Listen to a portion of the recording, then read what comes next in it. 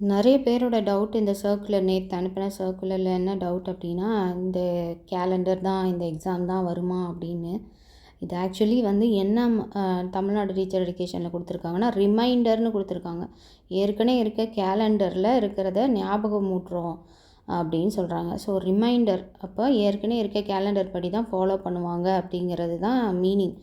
நினைவூட்டல் கடிதம் அப்படின்னு கொடுத்துருக்காங்க. அதை தமிழில் வந்து நினைவூட்டுறது, ஞாபகப்படுத்துகிறாங்க அப்படின்னு சொல்லிட்டு.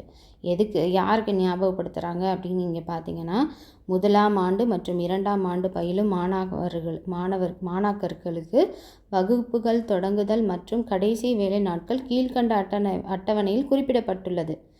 எனவே கல்லூரி முதல்வர்கள் அட்டவணையில் குறிப்பிட்ட வேலை நாட்களுக்கு மாணவர்களின் வருகை பதிவினை முறையாக பதிவு செய்து ஆவணப்படுத்துமாறு கேட்டுக்கொள்கிறேன். விச் மீன்ஸ் அட்டண்டன்ஸை நீங்கள் வந்து கரெக்டாக வந்து போட்டுட்டு இந்த இதுபடி நீங்கள் அட்டண்டன்ஸை நீங்கள் கொடுக்கணும் அப்படிங்கிறது தான்.